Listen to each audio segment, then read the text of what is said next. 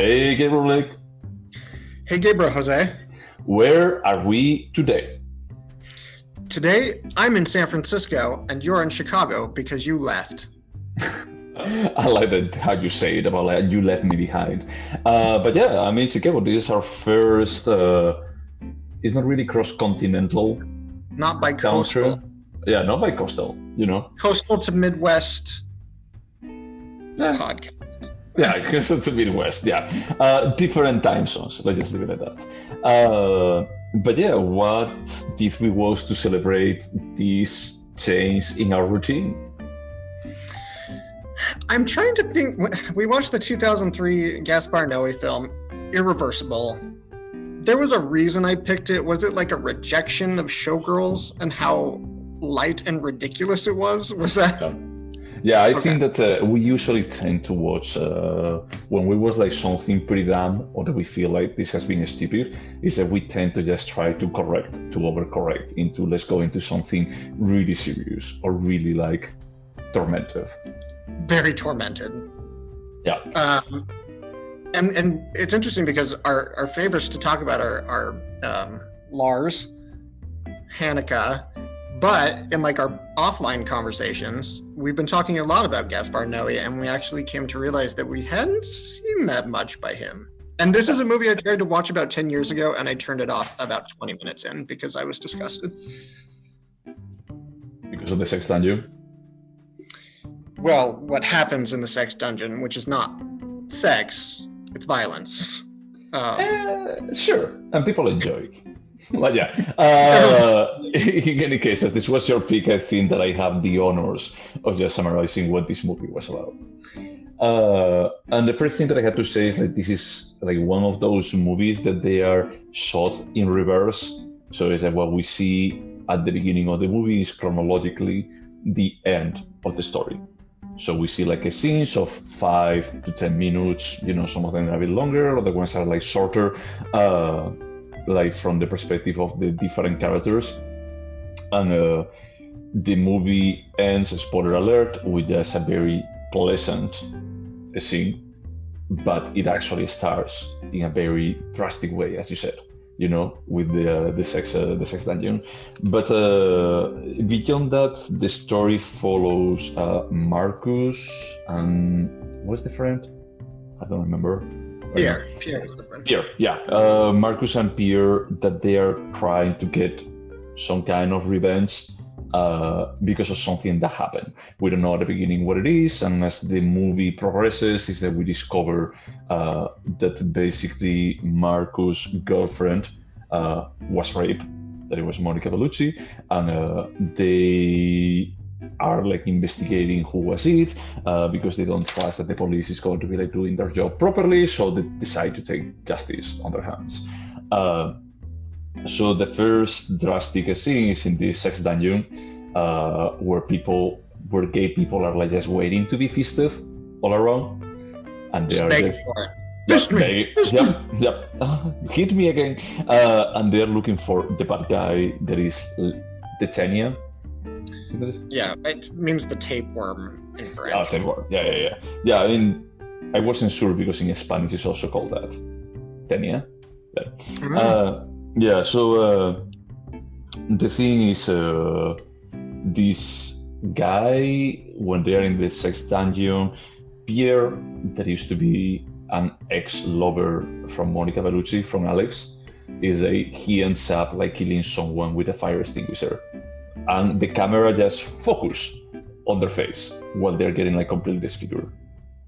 Yeah, so just to add to this, the film, like the movements of the camera are like nauseating unless there's a scene of violence, and then it just steady, and we're just gonna look at this. But the thing is, like, I don't fully agree. I think that is like the part of the movie, the camera work. I think that is like really good from the perspective of this being an expression of the imbalance of the characters. So at the beginning of the movie, I wasn't saying it was bad. I'm just saying it is such a way to make you feel sick, I think. True, but it's just what I'm saying is that the camera work at the beginning of the movie when they are like just affected by the vengeance and everything is completely chaotic. It's like it makes you feel bad. It makes you feel like really stressed about it. But when you get the point, the transition point is actually the rape scene. That's still like completely fine shot, and it's like from that point on, like chronologically backwards, is that the camera works, is a steady camera, like pretty fixed shots, is that there is nothing that is off. You're crazy. When Vincent Cassella's at the party making out with those chicks in the bathroom, like the camera's moving all around them. He's following Vincent Cassella around the party. It never stops. But it's not the same kind of a stressful situation as you have on the sex dungeon. It's not as intense, but it's very like cinema verite. Like, we're going to make you feel like you're at this party. At least that's how I felt. Okay. I mean, I just felt like it was a bit more of he's on drugs, and they wanted to convey a bit like the idea of it's not exactly fine, let's say. And it is interesting because that's approximately the first 30 minutes of the film. We see the violence and the rape. And I actually just read this before we started recording. The first 30 minutes of the film has background noise with a frequency of 28 hertz, which is the same sound that happens during earthquakes, which makes you feel nauseous and wanting to vomit. So that's just a clue how we think Gaspar Noé wanted us to feel. Yeah, and I think that I brought you when I was watching it, that is like the music and everything, and the camera work on the opening scenes, it's nauseating, as you said. It's like he knows what he's doing with this, and he knows how to manipulate you for just making you feel bad about what you're watching. And I feel like it's great. It's amazing camera work, and it's important to call out that he operated the camera in this. Like, nice. He was the camera guy, which I think is cool. But what he did in Enter the Void was similar, but completely different in a way. Like, he just has this very specific style that I think is really cool, and I think it's very unique to him. Well, but Enter the Void, I still have to finish it. I was like half of it. It's more like a first-person movie. From the eyes of the actor, no? Yeah. So it's like in this one, there is nothing like that. I mean, what I would say is like, I think that Gaspar Noé is, I'm sorry for using this, is an auteur. Is like he has like a language that he knows how to use. He knows how to make cool stuff. Cool in the perspective is like, it's creative, what he does. Because when I was watching this, this was released after Memento, and Memento actually used this kind of reverse story. But Memento is a way of spending time, and this is a way of traumatizing yourself. So from the perspective of what cinema can do, this is closer to the full potential. A different world than Memento. Like, Memento is like, oh, cool twist. This is like, holy fuck, an experience. Yeah. No, I fully agree. And Enter the Void the same. Love, I would say that it's probably the weakest of all of them. Yeah, because if you think the sort of camera work I'm talking about, there's a ton of it also in Climax, from the overhead and just moving around and swirling with the characters. Yeah. Yeah, but always a bit more conventional. So for summarizing this, we get to know Alex a bit better. Alex, after being raped by the Tenia, the tapeworm, she goes into a coma. And then the last 40 minutes of the movie, the last half of the movie, is basically like just getting to know the relationship that Marcus and Alex had. And it's interesting. Yeah, so we see them at a party, right? Yeah. And then what was the scene after that? Was it their bedroom? Yeah, I think so. I think that is that they are at the home, and he's going to be like going out for buying some wine. Well, and Pierre's on his way over. Yeah, and Pierre's on his way over. Yeah, I have to say that is okay. The script is decent for what it's trying to do about like how it gives you information the whole time. Because in the first scene when they're in the sex dungeon, you don't know what is going on. They never mention Alice. They never mention exactly what happened. And it's like on this next sequence when they are like asking the prostitutes is when they tell you about like this guy rape Alex, I think. So it gives you like a good way of actually just keeping you on the hook about like, oh, I want to know more. And it's doubly impressive because when they started filming, Gaspar Noé had a 3-page outline of what the film would be. Wow. And all of the dialogue was off the cuff. It was just, they knew what the scene was supposed to achieve, and they just made up all of the dialogue. Are you telling me that even like the scenes with Monica Belucci, when she's talking about love, sex, and everything, they're all also improvised? That's what IMDb says. I mean, That could be wrong. I can understand it on the sex dungeon one, on that scene, but on those ones that they are, on the late half of the movie, they're very heavy on dialogue. Let me just read. It just says director Gaspar Noé only had a 3-page draft before the movie was shot, so all of the dialogue was improvised. I don't know. I haven't read the draft. Yeah, but I would believe it with like hesitant. Vincent Cassel's like insane frenetic scenes. I would believe the final scene in the bed. I'm sure that was all like him blowing a raspberry into Monica Bellucci's armpit. I'm sure that was just like Gaspar Noé's like, do whatever you want. Yeah, no, that's true. That part, I believe that he was like trying to go, I guess, like for more of the natural feeling of a relationship. And they convey that pretty well, And it's interesting because we are more used, I think that is interesting using this, how do you say, like narrative pattern that is like, when you're seeing like these happy moments where they're going to, and that they're not going to be like lasting. So they made them like more bittersweet. But I told you the reason I decided to give this movie another chance was a review that I read by Roger Ebert, where he said, look, I get what he was trying to do. He was trying to take away the power of the rape and like put the emphasis on this mostly loving couple. So like, yeah, the rape happens to them and we're watching things in reverse order, but ultimately we end up in a very sweet moment in their bed. This is the interesting like narrative structure I told you about last week. That is, I think it's nice. It's nice that Gaspar Noé wanted us to watch like an 8-minute rape scene with no cutting. And then he allowed us to like see them kissing and cuddling in bed. Yeah. And I think that it goes back into the idea that he's a provocateur. That he likes to provoke. Like he knows. I mean, I feel like pretty, even if it ends in a sweet scene, when they're in bed and everything, is that that that's not going to last. So it talks, and there are many times in the scene where we see like some kind of violence, like for example, like when they bash the face of that guy, that is not the Tenian, no? I don't think it ended up being, well, I mean, it wasn't the guy who raped her, that's for sure. Yeah, was it the other guy? Because they're like two guys together. I don't know. I really tried not to watch that closely, that scene. I just rewatched it a moment ago and I couldn't actually decide. And I jumped to the rape scene again. It's like, what am I doing this to myself? It's like, it doesn't matter, that this is not about like they accomplish their vengeance. It's like, that's not the point on this. So I did read the New York Times review, and they said, he's truly talented with his camera work, but ultimately all he wants to do is provoke, and the script is superficial besides that.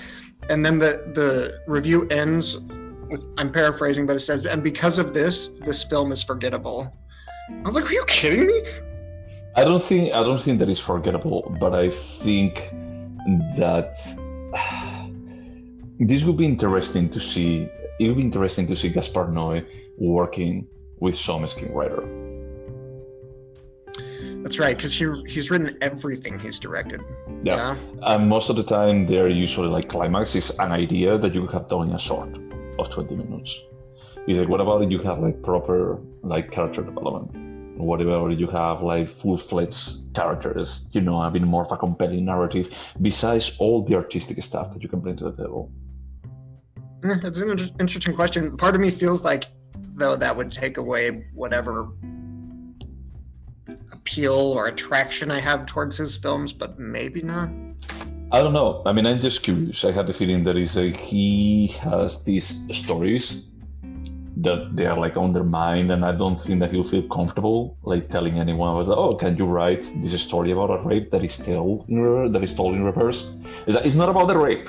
It's not about the rape. It's about like a happy couple. It's about a happy couple that the girl gets raped.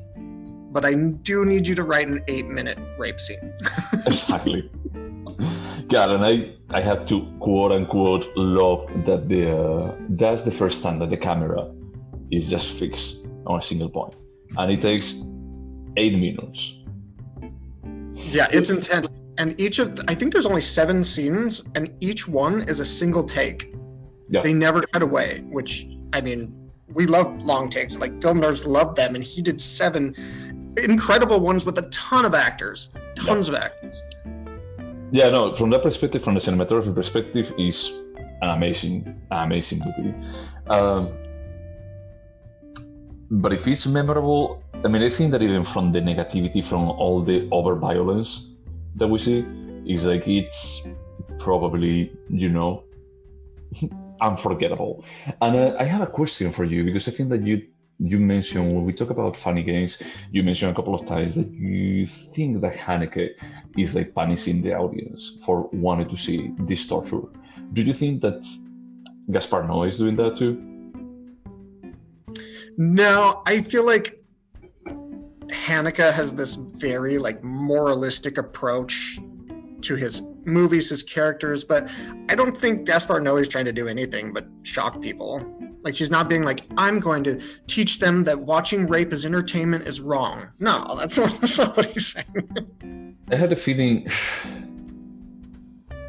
there are a couple of points that they actually, when they're buzzing their head, and then it's like after the guy is dead and no one has even like just tried to stop the guy, is that one of them smiles, one of the guys, and says, then you're like, that was hot. And I think there are a couple of references about anal sex, not only in the sex dungeon, but about anal sex, and it's like how she gets raped.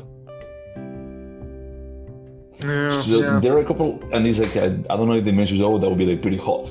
I think that there is a bit of maybe I'm like reading too much into it, but I feel it's like, well, maybe there is a bit of commentary here, about like how we relate to violence in different ways, and how under the specific circumstances can be quote unquote appealing.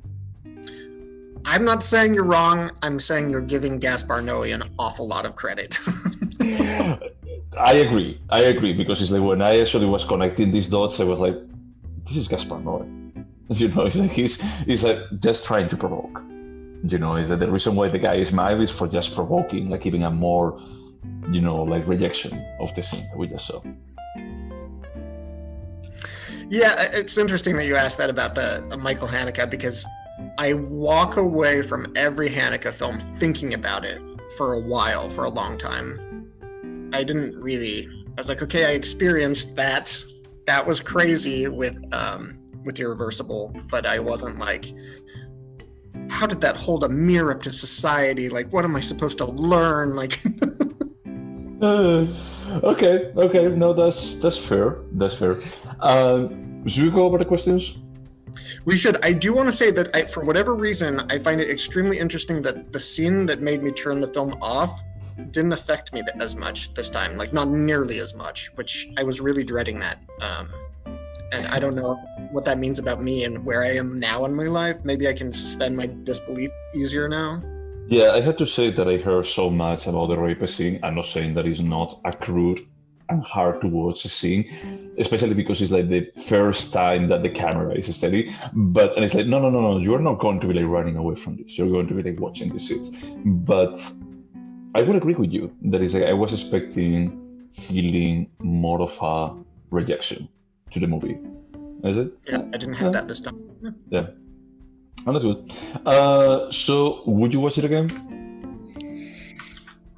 Honestly, probably not. For me, I would leave it like a maybe, But the thing is, like, I think that is a movie that I will watch with someone else. About, like, look, the camera work is amazing. I think that there are some good parts about the story. But I don't know anyone that I would feel comfortable watching this with. Not your parents? Certainly not my parents, I can tell you that. But I would be willing to watch it again under the specific circumstances. I guess, like, if you and we get together in 15 years and we're like, hey, let's watch Funny Games and Irreversible, I would probably do that. Yeah, but you're not going to be, like, going out of your way in a year from now to watch. I'm not going to be watching it alone. There has to be the perfect, like, circumstances where I'll be like, yes, this makes sense. That's fair. Would you recommend it? Absolutely not. We actually had a little conversation about this. I would not recommend any of Gaspar Noé's to anyone, ever, not even to you.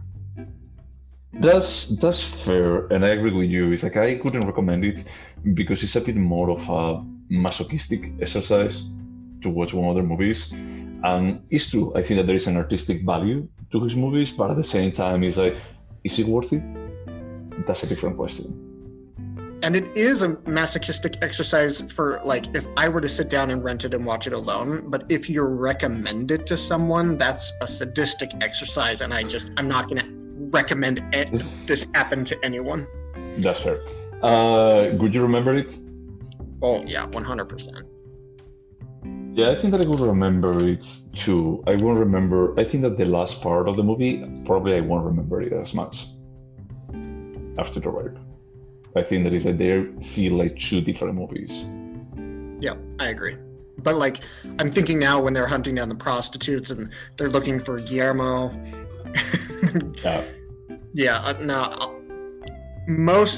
Everything up and including the rape is extremely memorable. The rest is not. The party, and the couch.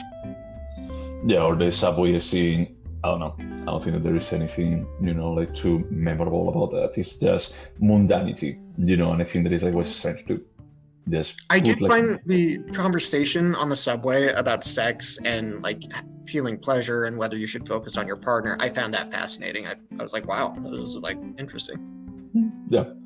I mean, I found it interesting, and that's the reason why I seriously doubt that script didn't exist. Or otherwise, it's like Monica Belucci was like one of the best actors of our generation, and we didn't realize about it. Did you know that she and Vincent Cassel were married at that time? I had no idea. Wow, okay. No, that's interesting. Okay. Because Gaspar Noé approached them as a couple and said, hey, I have this idea for a film. That idea actually ended up being Love. He basically asked them to do Love. And then they decided they wanted to do something different, but he approached them because they were married. Huh, okay, that's cool. Is there anything artistic about it? Yeah, the camera work is incredible. I think the way that he builds tension and chaos is pretty, like, it's good. He's very talented at it. Yeah, I fully agree. I think that he has a very particular talent, and he's not afraid of using it over and over across all of his movies. So, good for him. The DVD release proudly announces that out of a 2,000-person screening at Cannes, over 250 walked out. Like, he's so proud. Wow, okay. That makes sense. Is it a timeless piece? Yeah. It's 21 years old now. No, 19 years old. There's nothing that dates it really, besides like the anti-gay stuff. That level wouldn't fly today. I think. By the way, Rectum is a real BDSM gay club in Paris. That's not a film there. Yeah, they shot it in there. It's called Club Bunk. Okay. I agree that it's a timeless piece, but did you feel like it's very homophobic? No, it's not. But like when's the last time you heard language like that in a film about? Oh, yeah. Yeah, culturally we've shifted. But they also display his character, Marcus' character, is like he starts chronologically like a very sweet guy.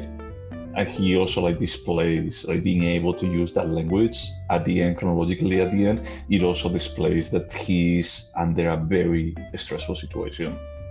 So I agree with you, it wouldn't fly by nowadays standards, but I think that it actually just fits into the character about just leaving like rage dominate him.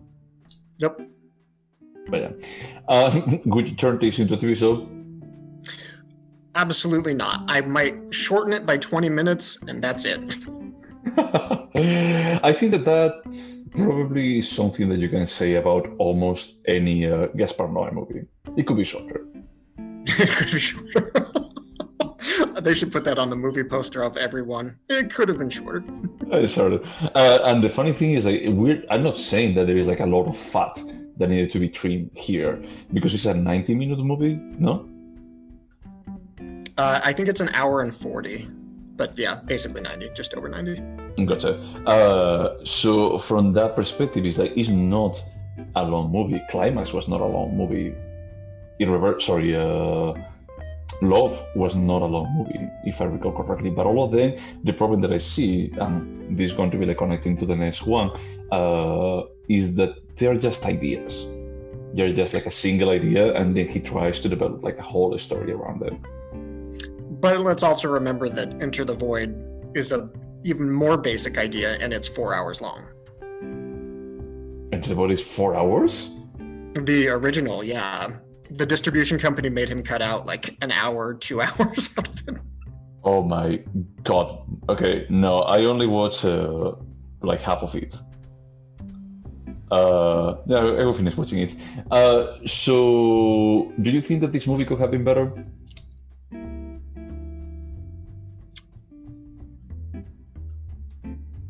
That is such a tough question. I don't even know where to start. I mean, I feel like I could have cared about the characters more.